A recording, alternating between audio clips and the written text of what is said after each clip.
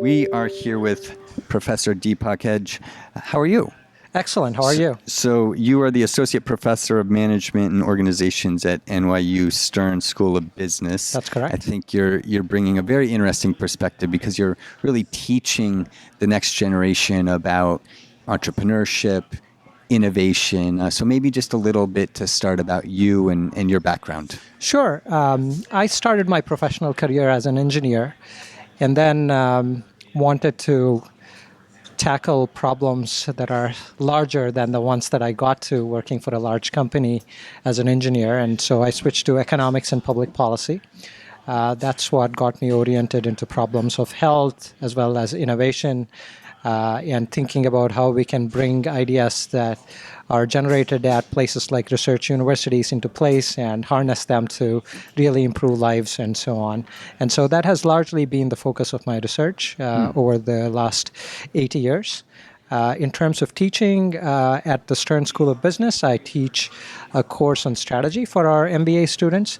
I teach a course on innovation for our PhD students, and I will shortly be teaching a course on entrepreneurship and commercializing ideas for MBA students as well. Let's dig into that a little, and I see the word strategy, for example, on resumes all the time, and I always scratch my head, and I'm like, what does that mean? The core sort of topic of strategy tries to understand how companies or firms can best achieve the objectives they set out for themselves. So for most firms, it will be how do they stay in business? How do they generate a constant stream of profits in the long run? If you're a nonprofit, it could be something else depending on the mission of the nonprofit.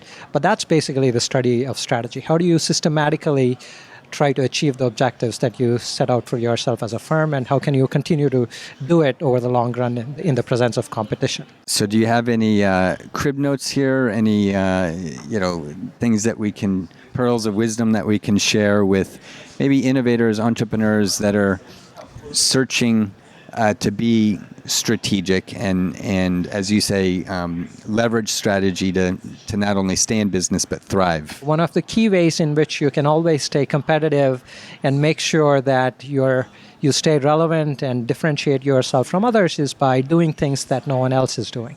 And that's basically being innovative. So, and particularly a lot of studies kind of show that in the markets, when you innovate, that's when you have the greatest amount of pricing power and therefore the largest ability to make profits. So being able to find a process that keeps you constantly innovative in itself can be an amazing strategy. You're spending time with the next generation of leaders, either entrepreneurial leaders or thinkers on this topic. What are you seeing? What's the next generation telling us about what's to come? The one thing that we are seeing in the last 4, 5, 6 years is the amount of interest in entrepreneurship from our MBA students has gone up by an order of magnitude. More than a third of the GMAT test takers now state that they want to become entrepreneurs pretty much right after graduation.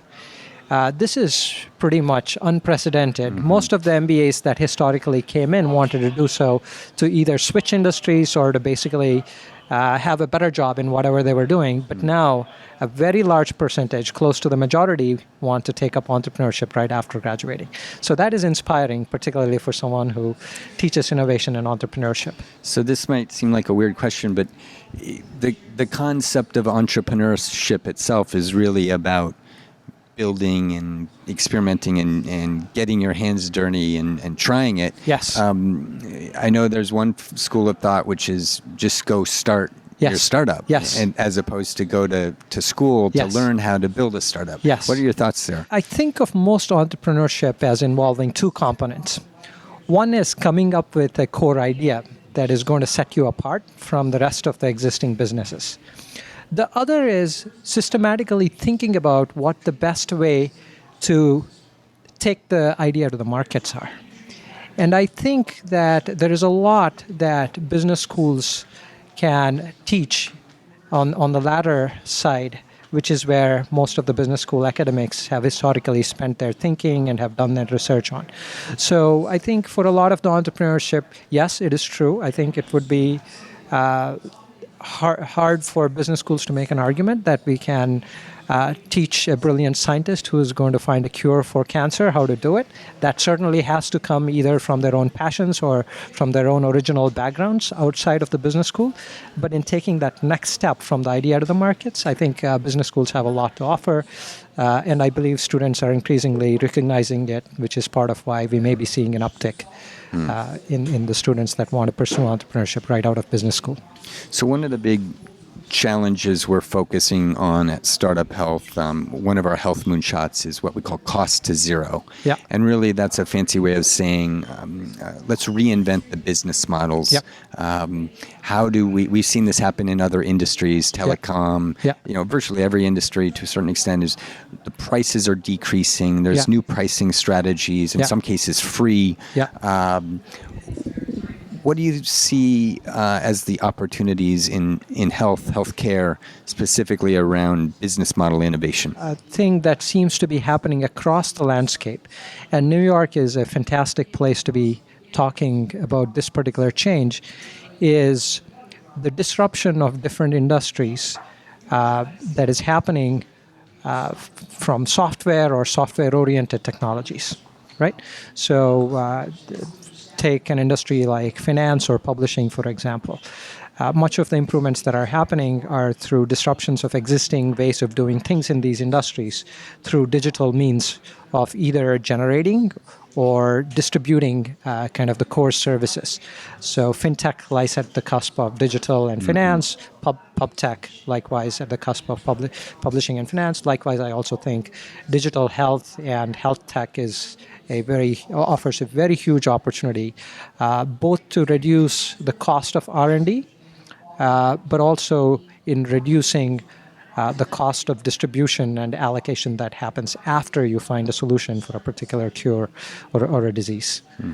So I think that's kind of the place to watch out for. Do you have a book that you recommend as a must-read for every entrepreneur, up-and-comer, innovator, something that you think is just an essential? Thinking Fast and Slow by Daniel Kahneman.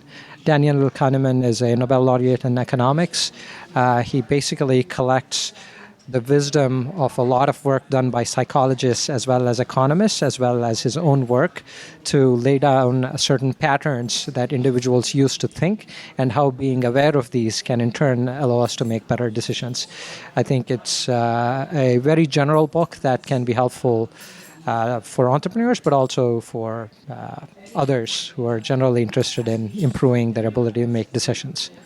Wonderful. Well, thank you so much for your time, Deepak. And I know you're about to go speak here at the NYU Tech Symposium. So thank you for sharing your wisdom with us. Okay. Thank you very much. Thank you.